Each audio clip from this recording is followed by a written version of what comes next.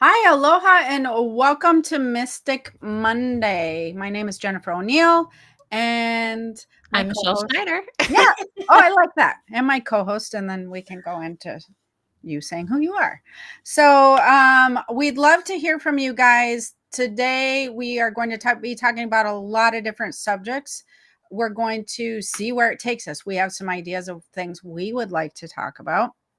However, on a Mystic Monday, I like the idea of being able to just navigate the flow of the energy and how that works. And hi, Brian, and anybody else. Oh, we're just in the background. My phone's going nuts. I'm so sorry. Try to put it Well, on that could mute. happen to me too. That's why it's called Mystic Monday. Miss Jules, hello. How are you today? We have some fantastic questions coming through. Um, let's see. And then we have Brina Williams. I remember, we're just going to get right in it, Brina. That's a good one. We're just we're just going to go right for it. Um, I remember on a previous Monday you discussed a potential shift in away from what is familiar. I love the idea of this. I also feel like I need to acknowledge something else. Acknowledging this is stressful. Oh God, it's huge. It's hugely stressful right now. Like you're not, I mean, even I always have people be like, "Oh, what's it like to be you?" And I'm like, "It's still stressful." There's no there's no not stress when it comes to navigating this unfamiliar territory. And I can give you an example of something when I was talking to my daughter, and we were talking about something very specific. And she was basically saying, um, hi, Michelle. She was saying that, well, I put the intention out in the universe and nothing is like, no, she put the intention out in the universe and she goes, I walked into that day going, it's going to be a good day. This is going to happen. Everything's going to be wonderful. And then she goes, and I went in with a good attitude and I left going, well, that sucked. It was the same thing that was already happening. And so we had to have this discussion, which I think plays in with Brina's comment there, which is when we are working, this happened to be a situation that Jessica and me were talking about, which would be a little bit different, but the energy of it is the same. When you walk into a situation where you're heading down a path that the universe no longer is in love with for you, so where we are having to switch paths or tracks or whatever and navigate from a job or a relationship or just whatever it is that you are in transition with at this moment, you can still go into it with a really positive attitude. But if you're still at the same job or still in the same relationship and the universe is like, no, you're on the wrong track, over here, let's navigate to this part, you're not going to shift your situation by having positive thoughts. You know what I mean? So the positive thoughts will then create a new scenario that might be in the future. And say maybe you have a 2 week time span between your shift from this job to that job. And you say, okay, I'm going to put on a positive attitude. I'm going to go in there and I'm going to just make the best of my day. And then you get there and the coworkers are agitated and your boss is ticked off and you end up going, what the heck? I'm having this great day. I'm moving, to this new job in 2 weeks. Well, you're still though on the path of um, going to the end of that experience, I guess I would say. Does that make sense? You're Yeah. still I mean, finishing that experience.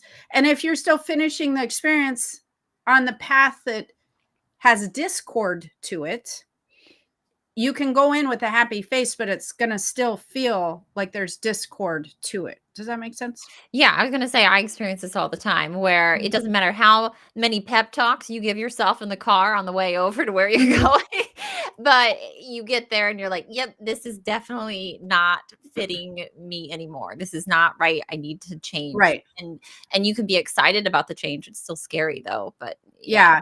And so where you might find, Brina, some things is if you keep running into more roadblocks and you're finding that these experiences still feel like they're in discord, they still feel like they no longer match you and where you're at energetically. And I think did we talk about this on a podcast that's coming out? I don't remember where we talked about it, but your energy changes every day, and it changes, every second, and it changes every month. So you're going to find, as we're in this transitional period, that there's going to be energy shifting from where you were even a month ago. So unless that energy you're still making choices that align with that, it's going to feel still like you're in discord unless you shift gears to the energy that you have today.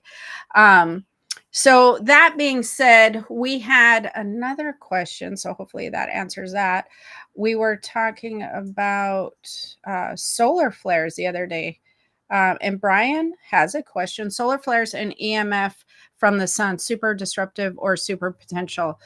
Both, but I would say these last solar flares, I'm noticing right now that it's causing a lot of disruption. It's, oh man, traffic, people being really aggressive, feeling really irritated or agitated.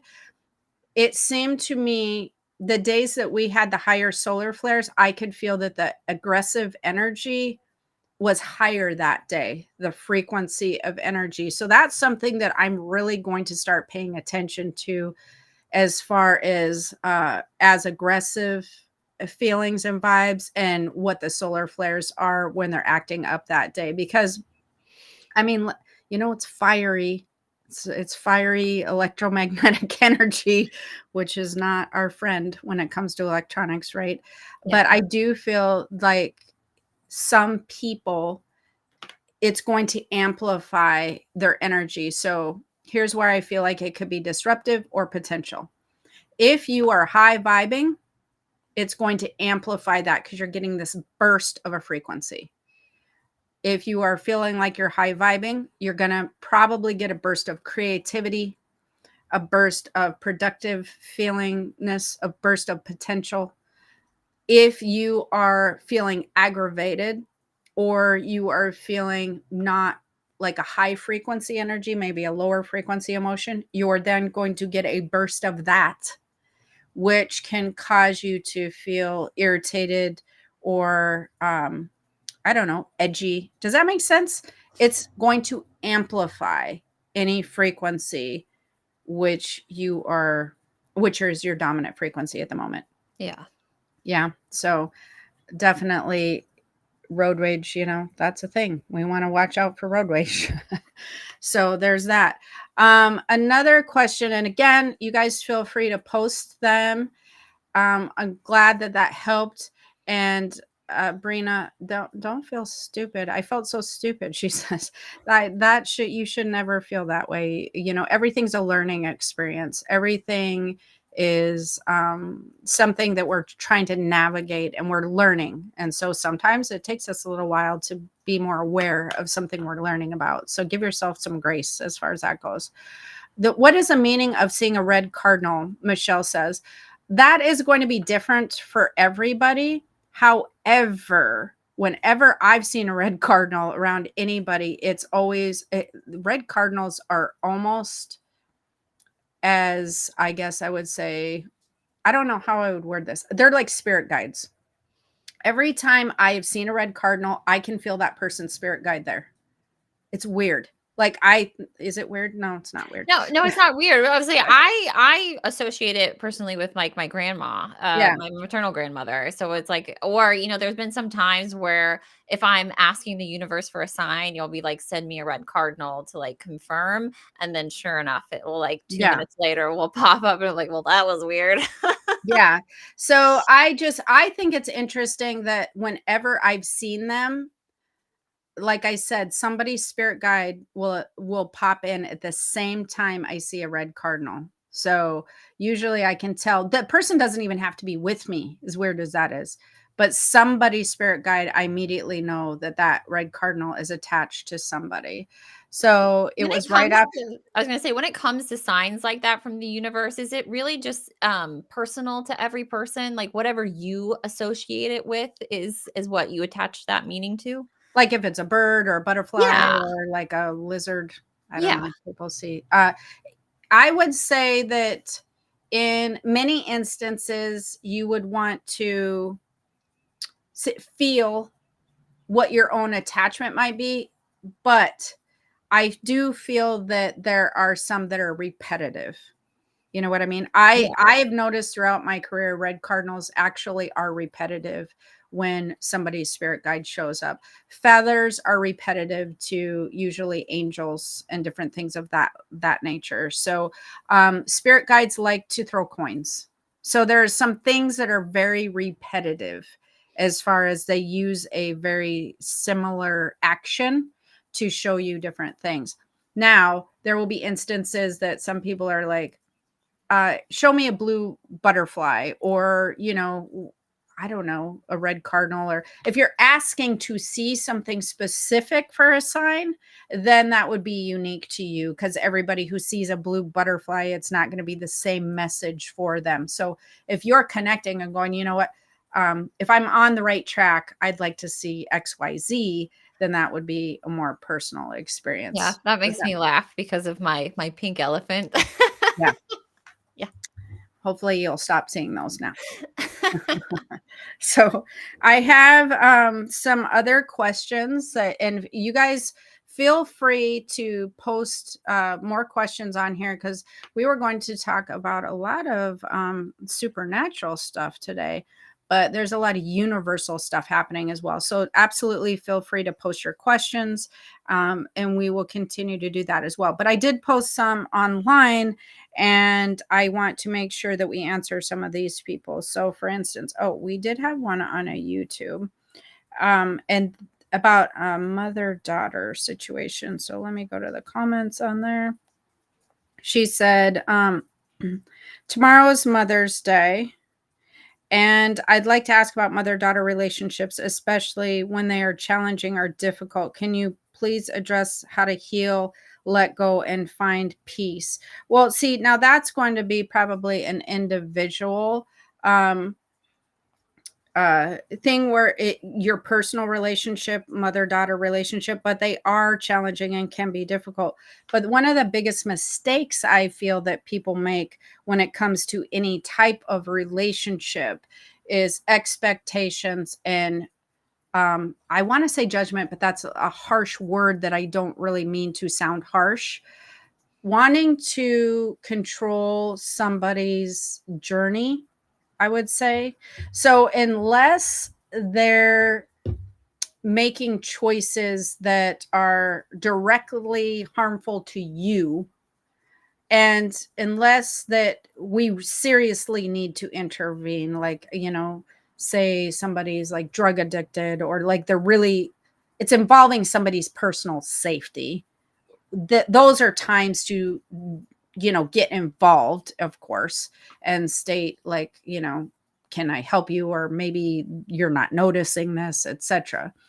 But I do see more arguments occur from just menial things that you really don't have any business navigating each other's journey, their personal life path choices that they're making.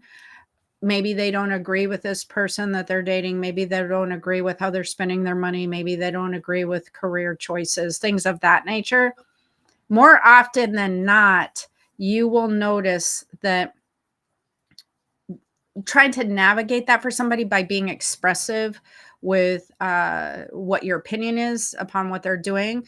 And mother daughters tend to do that like a lot more easily, because that's what you did for all those years. As a mother, you tried to guide and give guidance. Well, then the daughters get old enough that they don't want guidance. They want to be able to fall on their face and then pick themselves up and learn from that experience. And that's very hard for women to do in general, not just with mother daughters, but I feel like men do that more easily. Men are of the train of thought a lot of times to get up, brush yourself off, and navigate through it. And if you need my help, ask me for it, type of thing. Women want to just, there's a step, don't step down there real quick. Oh, that's slippery, be careful over there. Oh, don't eat that. You might, we want to be preventative. And so I think that that causes a lot of issues. But the biggest one is how trying to get somebody to navigate a journey differently than they're navigating. And then we get resistance. And that's what I see to be the most difficult issue. Does that make sense? Yeah. As far as that goes? That was a very short, yeah, nothing to add. Yeah, sure. So we had another one on what is your thoughts on ayahuasca? All my friends are doing it. Is it aligned with spirituality and what you teach? Not sure if inquiry makes sense, but can you elaborate on that? I actually like that question, but I've had it a lot when it comes to psychedelics of any kind. There's a couple of different things that you should know about this type of situation when it comes to spirituality and spiritual development. I do know it's been used in cultures throughout, I mean, hundreds of thousands of years. It's been used through cultures to utilize some type of psychedelic or, ayahuasca. I think they've used peyote mushrooms, that type of thing, to have an experience to help them to get closer to God or um, to kind of remove themselves out of their body a little bit so that they connect in with their spiritual body more. So it's not a dominant frequency going on physically. And I do think that that can enhance your spiritual journey and experience if it is done correctly with proper protocols and teachers and things of that nature who utilize it for those purposes. They are very spiritually aware. They are trained in those things. I feel then you can walk down a spiritual path and they could potentially help you with some things. Now, that being said, a lot of people I don't think use it or utilize them in that proper way. They just go, let's just, take some mushrooms or do some ayahuasca and see what happens. Like Yeah, I that's think it's all about intention of like, yeah, beforehand, what is your intent of taking that? Is it to have a good time or to see, yes. see what happens or, do you Yes. want a spiritual experience? Well, and the way that it's been used through cultures is there's a lot of intention behind it. Hi, Grace. Is that Grace or Gracie? I can't see. There's That's how it's always been utilized within the cultures that utilize them. Is there's they have information from ancestors and ancestors of the proper way to utilize that with a vision or a vision experience or to connect in. And so I feel it's all about finding the right people if that's the route that you choose, but not to just go off and do things like that in your living room, which I know she wouldn't do because I know this person, but that is something to be aware of is yes, it can enhance it. There's a reason it can enhance it. It's been used to enhance it for thousands of years. It's just finding the proper people. And I feel like we've really gotten far away from spiritual visions, I guess I would say, the way that we see things and view things. I do feel like there's kind of been caused a gap in a sense where everything went so full religious for so long that after that, it's like everybody went the other direction. Nobody wanted to be involved in spirituality as much. They wanted to push it away because it felt, I don't know, probably cultish or had too many rules and regulations on it. And so we went the other direction, which is kind of a bummer because I think that there needs to be a balance of some kind where there's some good and not so good. Um, and then how do solar flares, solar storms affect the human body? Everybody's very interested in the solar flares since Well, we just had a huge I mean, with all of those, geomagnetical storms over the weekend, and I think it's just the beginning. I think we're gonna see Mhm. a lot more of It it. is. It is just the beginning.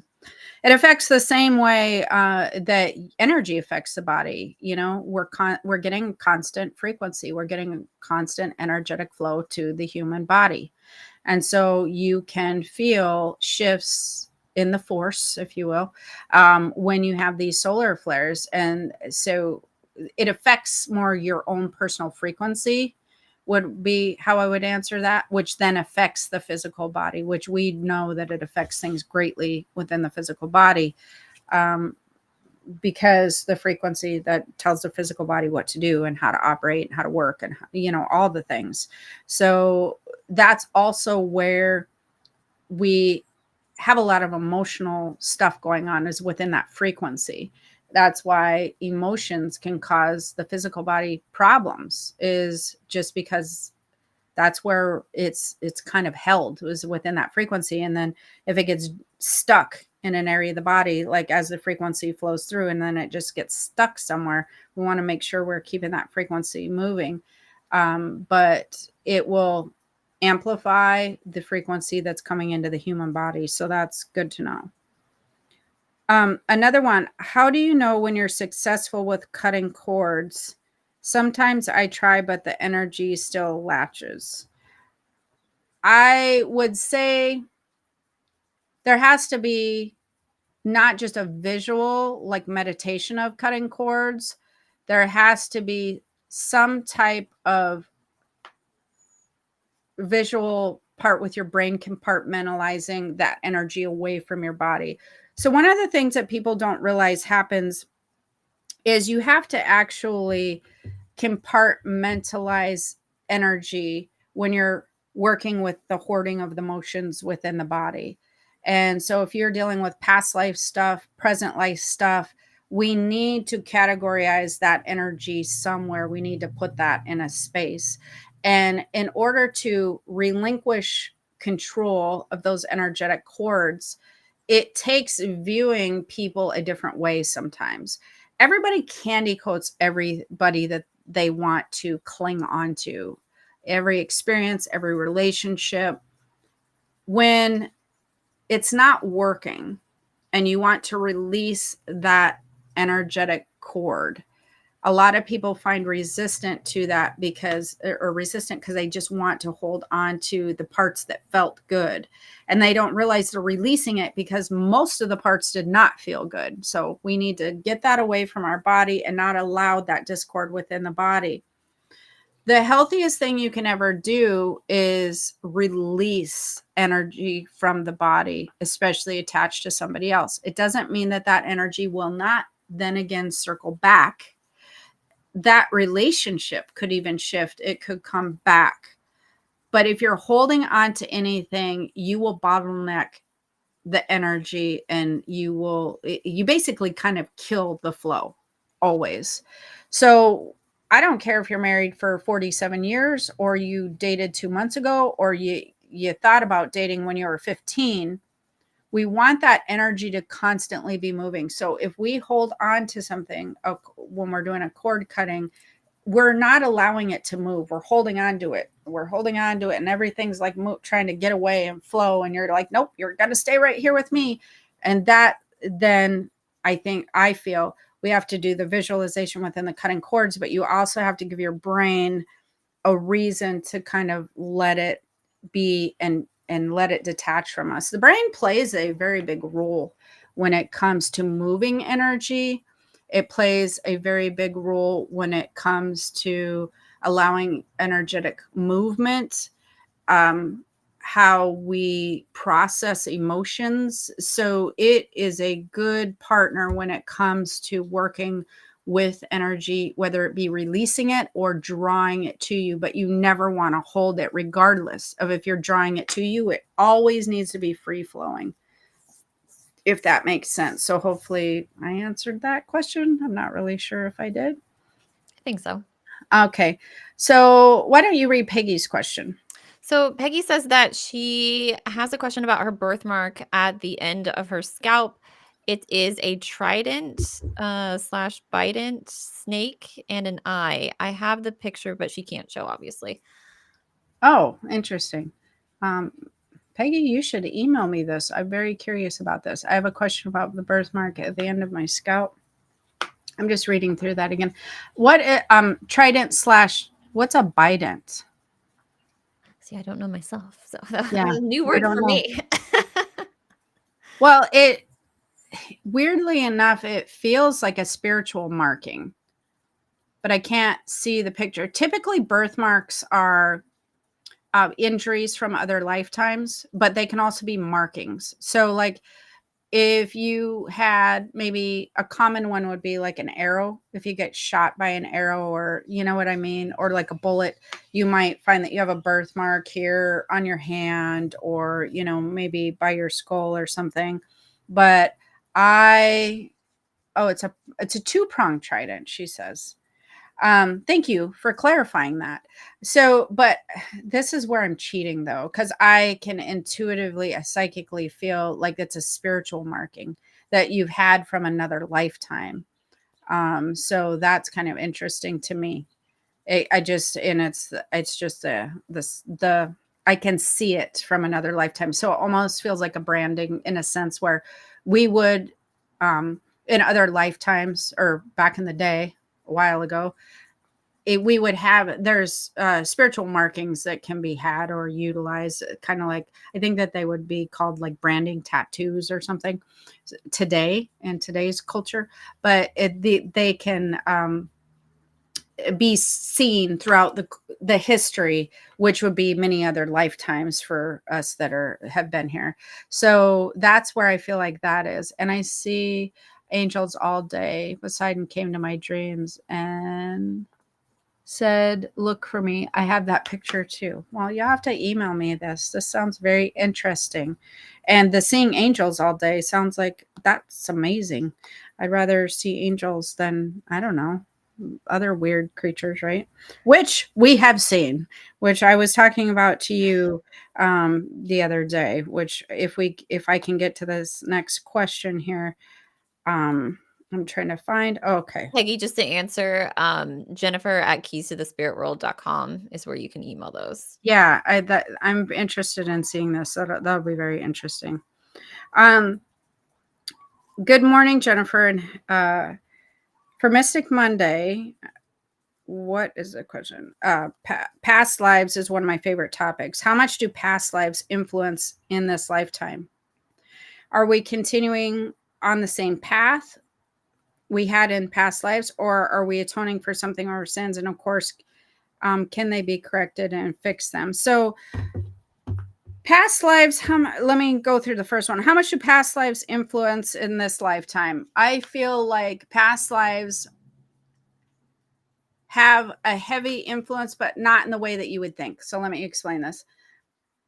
We have a soul characteristic, soul purposes, right? So we have soul purposes that we will have throughout many lifetimes. During your past lives, you can and may tap into those past lives and kind of be aligned with your soul purpose, which then means that maybe you're a healer in one, maybe you're a warrior in another, but you are grasping onto some part of what your gift is on the spirit realm or in the spirit realm. So as far as past lives influencing us, they can in the sense of fears, and then sometimes in the sense of gifts. But there needs to be, usually when they're influencing us, it's from an event that happened that might have been traumatic or might have been so exciting that we carry that energy over. But the past lives are all influenced by our spiritual self, of who we are on a spiritual level. So I don't see them as much as influencing us like in who we are. Like all my past lives didn't necessarily influence who I am today. My spiritual self and the gifts that I have in the spirit realm influenced all my past lives. Does that make sense? Yeah. So who we are in the spirit realm influences our past lives. Where past influence is important is if you do carry a fear or a worry over that doesn't relate to this lifetime. Kind of like a random fear of heights when you've never, Yes. right? Like you've Yes. never experienced anything bad about heights, but you just are terrified. That Yes. could be an example, right?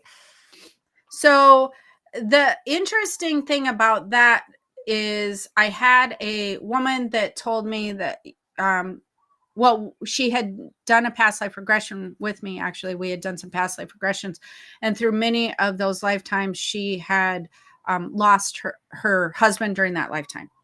And then that can create a fear of maybe losing a husband during this lifetime. And we talked about that a minute. And I'm like, that was not a premonition.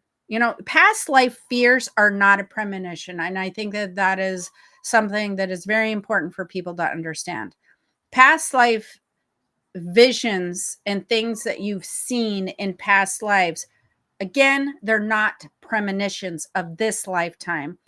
If you have a past life regression and you see something, that information is always given to you, or you're allowed access to that part of your Akashic record so that you can compartmentalize your fear in this lifetime and go, oh, that's why I'm afraid of heights. That's why I'm afraid of, husbands dying, or that's why I'm afraid of the kids leaving the house and going off and living their life in college, because we're not going to keep them at home forever.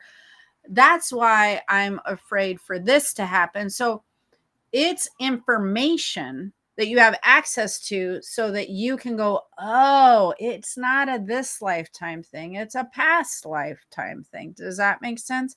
So just know past lives are usually not premonitions. I just really want to get that home with people, because I do know that people, when they see something in a past life, just because I've done so many regressions, they start going, oh my gosh, I'm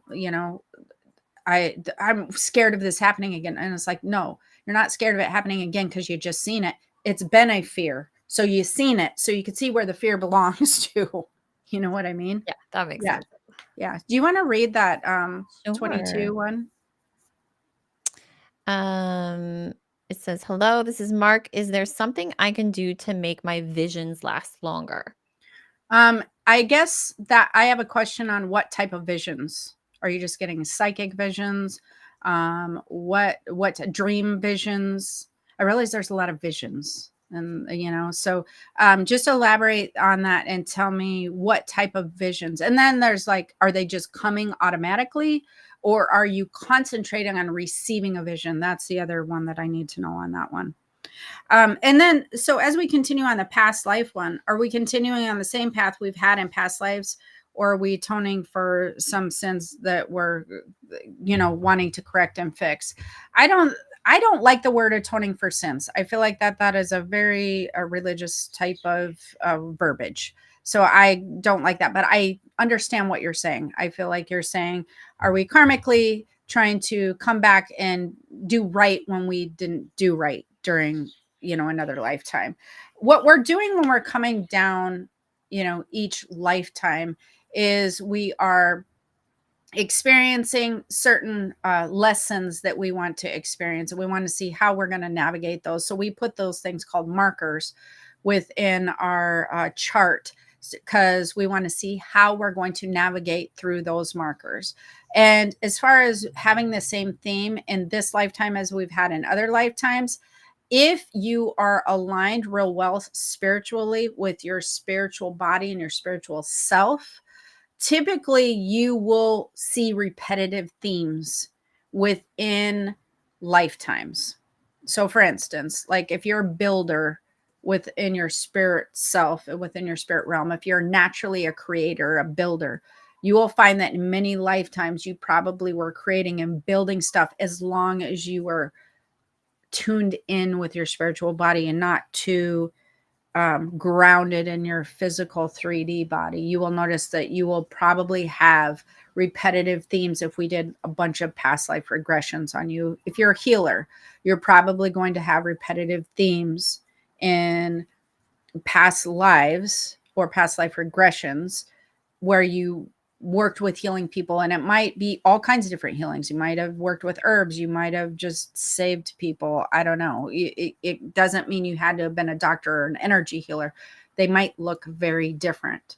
So that's something that, again, I feel like we're discounting that we have a strong theme and characteristic with who we are on a spiritual level all the time. And that can mold and grow, and we can add to create new versions of ourselves and layer it on and become just like when we are a child or a baby. from an adult, you learn and you grow, right? And then you get more skills. That can happen throughout these many lifetimes. But all those lifetimes really stem from our spiritual body and who we were at God's creation and what interests us and what we're drawn to and what we're gifted at. Then the spiritual lives or the past lives gravitate and pull things from who we are on that level when we're aligned. Does that make sense? Yeah. Okay. So you want to Yeah. elaborate? Images while meditating. People mostly jumped. Do set intentions to receive messages for my higher good. When I see them, my eyes try to focus and Oh then yeah, they that's an easy one actually. Then don't focus on the visual so much as the vibe, the feeling, the energy. That's a mistake that people make all the time. Is I feel that they're constantly trying to work with their mind's eye and an actual visual when you're training with psychic abilities and visions and things of that nature. I trained people the opposite because the opposite is how it works really. You want to feel the vision, the vibe in the chest center. You want to connect with it and just you'll get a picture and an overall vibe from the feeling of the quote unquote vision. Once you do that, the vision will then appear typically to match that. You don't want to see a picture of a house and then there's a woman inside and she's there with a dog, and then you don't want that to be your vision when you're meditating. You want to know the story behind her. When you focus on the vibe, you would know, oh, this woman's in there by herself because she lost her loved one and that she is sad because she's focusing upon XYZ. You get way more of the story in the book and the movie by feeling the vibe of your images, the vibe of your visualization and that sort of thing. You're going to get way more info through that than you are looking through your third eye for the picture. The third eye and the visualization will enhance your story by showing you something, but it's not the reverse. You don't look for the image first and then try to get the story. You get the story first, which doesn't typically come with images. It comes with a knowing, a vibe, a feeling. I feel like there's a woman. I feel like there's a this. I feel like whatever. You're going to get that first, then the story, then the visuals come. And that's how you don't block that. All right. So do what's next? another one. Yeah. So I connect to this one. So why does a vivid dreaming make me so exhausted after I wake up? Because, and then she says, I think this happens. What else does she say? Those vivid. You are I so, rarely sleep. Sorry. I rarely sleep anyway. I usually dream things that actually happen. This has happened since I was a child. I think those vivid dreams led to my chronic insomnia. oh, so anyways, what's happening during that time is when you wake up super exhausted, you typically are waking up too close to being in body, which is one of the things that we were going to talk about.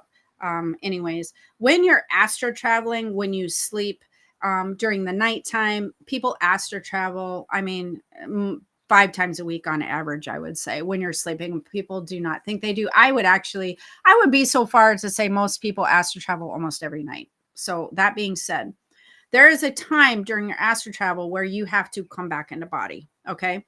And then when you come back into body, if you are too close to your waking time, when you come back into body, you are going to feel very groggy and very out of it. The kicker there is that usually that's when you're also will remember your dreams. People will be like, I don't dream. And I'm like, yes, you do. And they'll be like, no, I don't. I don't remember anything. I'm like, that's because you're sleeping too long. If once you come back into body and then you sleep another hour or 2 hours, you're not going to remember the dreams that you had. But you're also going to wake up more refreshed because now you've been settled in body for another hour, hour and a half to 2 hours. And now you're going to wake up feeling refreshed. When you come back into body and then you wake up within 2 to 5 minutes to 15 minutes later, you're going to feel very groggy. It takes you, if you can learn to project yourself astrally. And it's not my favorite thing to do, so I don't suggest it, because people are always like, oh my God, that sounds so cool. And I'm like, yeah, it's not really as cool as you think it is. It takes time to adjust into your body and your physical senses.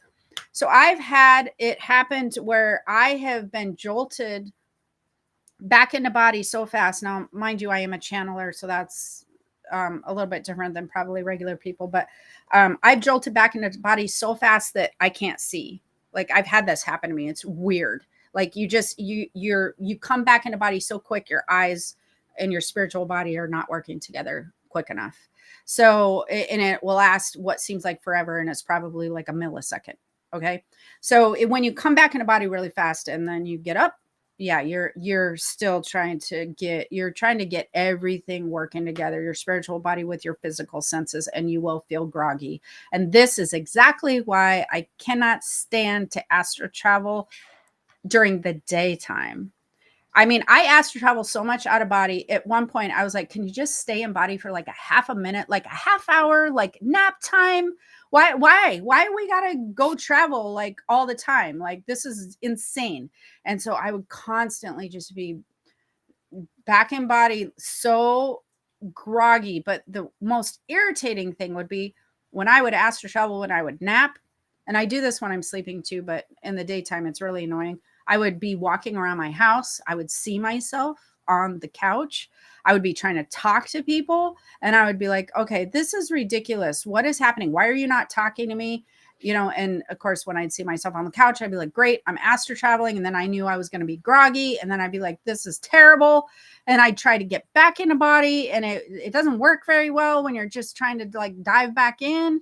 It's a whole thing. So you have to start figuring out how to move limbs to get yourself awake. It's a whole process. And I'm just like, you know what? I'm just going to stop napping. Okay. I had a period of time where I would have such intense, vivid dreams, and, I Mm. mean, it just seemed like they were so real, and I would wake up, but when I woke up, it wasn't groggy, it was, like, racing heart and then full like, body sweat, like, Oh yeah, it that was a same lot. type of thing. That can Yeah. also happen. Any type of physical reaction like that can happen. You're usually, when you're astral traveling, why the vivid dreams happen is you're usually on the other side doing spiritual visits or spiritual work. And by spiritual work, it doesn't mean necessarily a health person or a healer, but it does mean that, like, you may be helping people on the other side. You may be connecting with people on the other side. You may be astral traveling on Earth, where you go to visit somebody, connect with their energy, see them, or just you may be just wanting to be in their presence. You may be astral traveling on Earth, where you go to just a point on Earth, like a pyramid or a place or a thing of that nature. And what was the other thing? Oh, Well, and then mine energetically. I would say mine were all, like, premonitions of stuff that ended up That's the happening. energetic, which is the last one. That's being in the spirit realm and being able to just receive information and being taught and shown, being downloading things, or being shown premonitions. That's another form of the energetic. And during that energetic time where you can either be taught something or download and receive information, you're also getting a window into your own energetic as well. And the window into your own energetic is interesting, because it is a time frame when you usually have the weird, wacky dreams. So people always just think, oh yeah, that's just weird, because I couldn't get somewhere. I was really late, and the car was driving really slow. And some of my old cousins were there I haven't seen in like 15 years.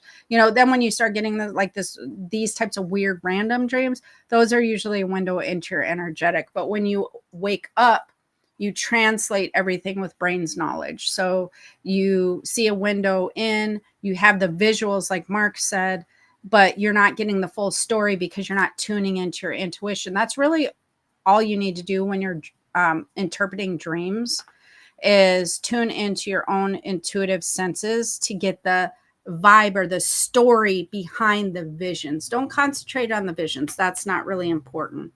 It's more important to concentrate on, how did that feel? Did it feel like you were lost? Because if it felt like you were lost, then you're feeling lost with a situation or something within your waking time? Did it feel like you were, poor or desperately looking for money? Well, then you're feeling like you're actually having money struggles. And what I like about the dream scenario is when you have dreams and see the window into your energetic, like, oh, I'm concerned about money. These are usually things that you're going in the daytime. Yeah, I'm not really concerned about money. Yeah, I had that bill come in, but I'm just fine. And your energetic is kind of the knowledge base of everything that you're going to attract in and how it's going to dictate the energetic flow to the physical body. So if you're dreaming that your money flows poor, but you're going, yeah, no, I'm fine, or you're dreaming that your relationship's having struggles, or maybe you're having jealousy issues, but yet your marriage or your thing is fine, it's because you're having an emotional response of something that you're worried about. So those types of things are usually worries, not that they've happened. And, a lot of times, like I said, when you wake up, your money situation's fine, your boyfriend, girlfriend situation is fine. But if you're worried about that, your energy's going, no, you're still worried about this. You're just pretending like you're not worried about it. That's the cool thing about energetic dreams, is then you can go, well, I've been trying to tell myself I'm not worried about this, but clearly I am because I dreamt about it. So I need to correct that in my energy flow.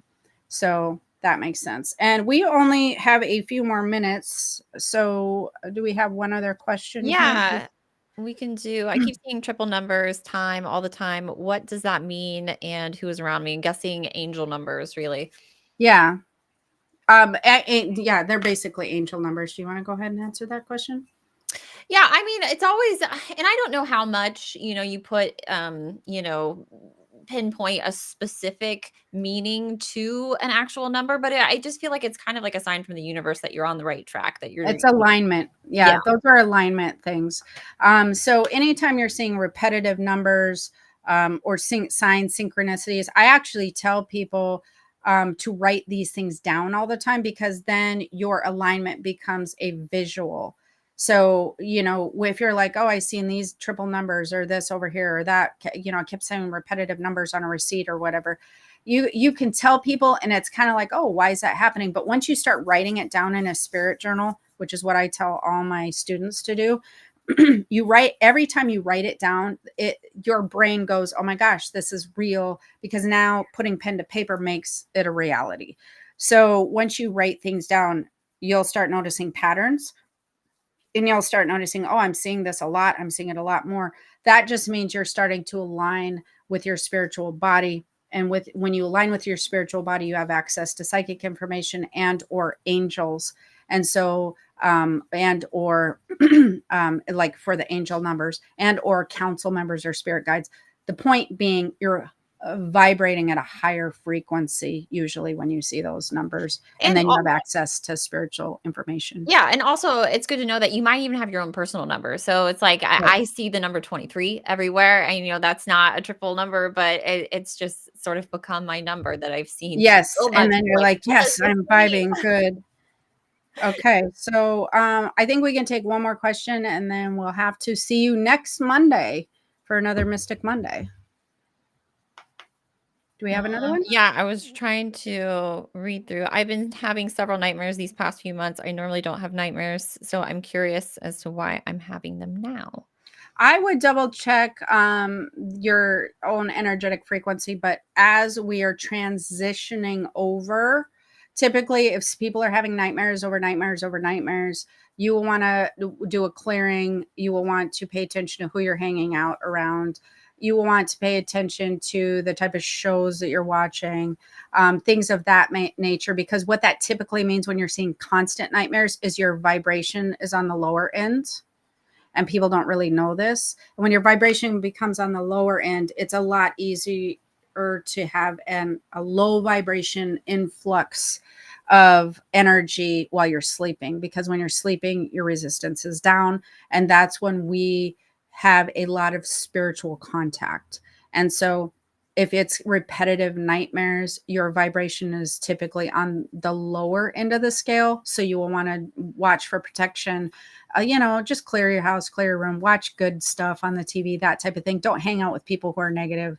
And then also understand that you're probably struggling with some stuff at that point in time where you're not feeling so great or not so happy, which is causing your vibration to be on the lower end. And when it's on the lower end, you're susceptible to other spiritual frequencies that are on the lower end as well. So thank you so much for all the questions. That's all we have time for today. I would love it. And Michelle would love it, I'm sure, if you would like us or like put a thumbs up, a comment if we're gonna, because our next show is next Monday, right? Yes, 20th. And so you can do the like, subscribe, all that. Yeah. If you haven't subscribed already, make sure that you subscribe. And if you think of something, have more questions, whether it's, this video or another video, I think you can even in the chat for next Monday. You can actually Yes. put comments in that chat as well. So we'll find them, but yeah, we'll find them eventually. But yeah, absolutely like and subscribe, comment. Those are the things that are going to really get you back to us on the next Mystic Monday, where we really like to cover a lot of supernatural stuff, and we have more stories for you next Monday. So you can share your stories as well. All right. Thank you for joining us. Have the most amazing day. Aloha.